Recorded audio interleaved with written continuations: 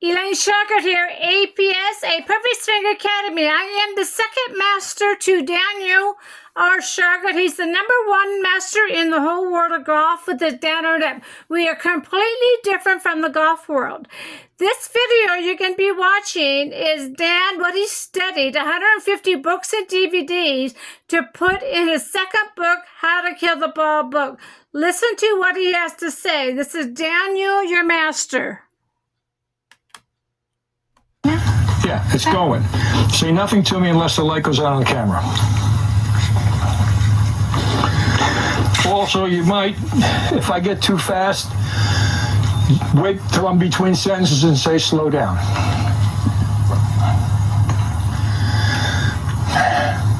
Hello. Many of you don't know me. For those of you who do, my name is Dan Shauger. What I'm presenting on this video today is going to be the absolute perfect things that you need to know to make absolutely perfect golf swings as good as your physical body will enable you to do. If you're an old person and you're a little bit stiff, you're going to get plenty out of this because I'm going to make the parts of your body that do work better. If you're a young athletic person or even a touring pro, I'm going to teach you everything you need to know about how the golf swing works, how the body works to work the golf swing, what is the optimum method of doing it, and everything you're going to need to know to go to whatever your highest aspirations in golf are. Now, these are big claims. I make these claims because of my history. I have spent the last 35 years of my life studying everything that I could possibly learn about the golf swing. I've read every book I can get my hands on. I've viewed every videotape I can get my hands on. I have watched every DVD I can get my hands on. I have talked to countless people, knowledgeable people about the golf swing. I have studied every possible movement in different swing types that start from, well, let's start from the golfing machine. Let's go way back. I've studied every single swing type from as far back as Homer Kelly turning in the barrel and the Harry Vorden things, all the way up through what Bobby Jones taught, what was commonly taught through the 40s, the 50s, the 60s, the 70s, the 80s, all the way up through the modern golf swing.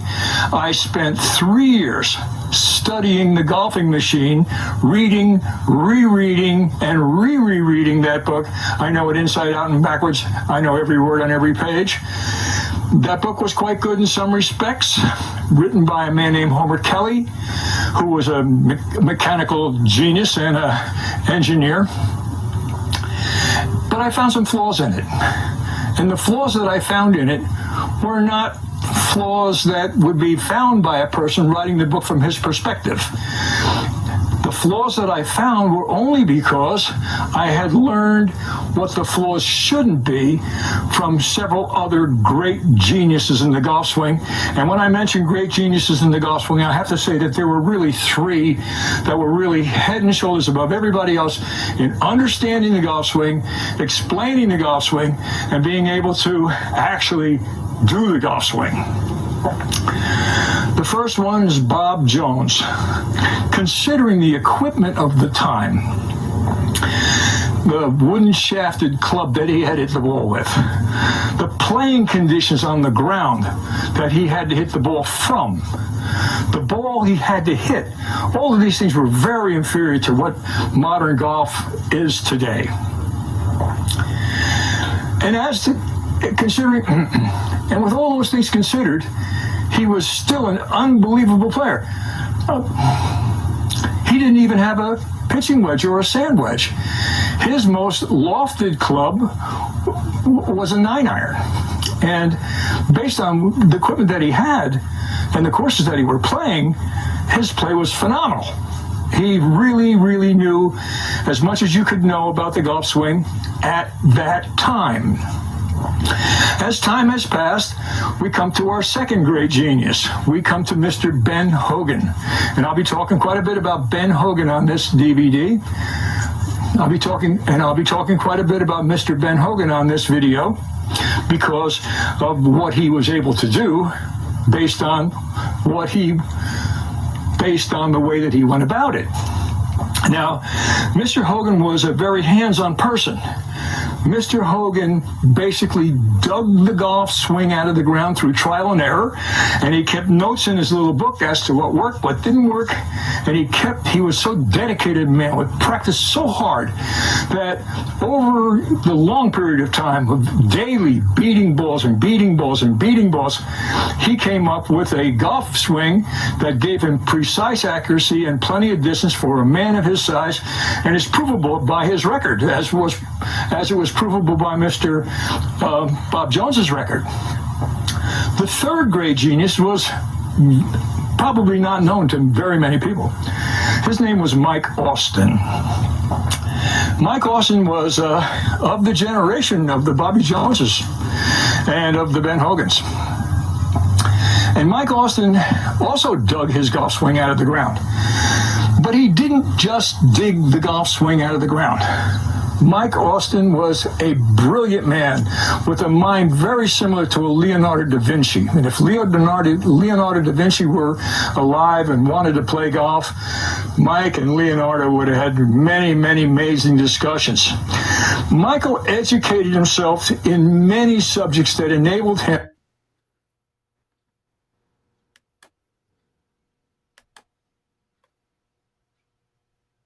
Hi. I'd like to talk to you a little bit about how what you're learning in golf may be really doing harm to your body and not making your golf swing better. There's a lot of people that are trying to play the game to the highest of levels, and they're usually the ones who are suffering the most injuries. There's a lot of knee injuries going on tour. There's a lot of knee injuries going on amongst good amateur golfers and people who practice a lot because they're attempting to lock their legs. And when you do that and turn your body like this, you're putting a tremendous amount of twisting motion on your knee. Your knee's a simple hinge. It moves back and forth just like your finger does. But it doesn't go around and it doesn't go sideways. If every day, let's say you hit 150 balls a week. If 150 times a week you try to twist your finger and move it back and forth, it won't be too long before you got an arthritic finger, and pretty soon it's calcified and it'll be a worthless joint. You destroy it. You need a finger replacement if they had one, but they do have knee replacements, and lots of golfers are getting them. It's the same on both sides. If you lock your bottom and try to turn your top, all of this torque you're trying to put goes right on that knee, and when you go through the other way, if this heel is staying down and you're turning, once your hips get to here somewhere, that leg locks and you're stuck. So destroying both knees that way. At the same time destroying the knees, the human spine is being destroyed as well. Your spine is a series of vertebrae that operate much like links in a chain. Where a link in a chain would fit into the other link, it would move a certain amount, but not very far, and be stopped when it reached the end of its movement. The human vertebrae doesn't work like that. They kind of line up this way, but they got little shoulders on them, so that when they hit, they stop at a certain point. Now, the top vertebrae, from where the rib cage is attached, there's very little movement in them because the ribs come out of the back and attach to a solid bone in the front, the breastplate, except for the floating ribs. So from where the floating ribs start down to the bottom, to the top where it enters your pelvis, there is a bit more movement. So if you only got a few links in there and you're trying to get 90 degrees of turn, each one of those links has 1 or 2 degrees. So if you're trying to hold your hips and you're forcing a chest turn and turning and turning and turning and turning, what happens is once the slack gets out, then what you're starting to do is compress those discs. And those discs have a cushioning piece in between. And you keep compressing and compressing on that disc, and before you know it, you got a bad back. And if you keep doing it, then you really compress the disc, and you could displace discs. You can do all kinds of harm to your spine doing that.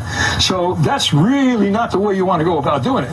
What you do want to do is, as you make your turn, I want to go back to where Dan studied 150 books and videos for his second book, How to Kill the Ball book.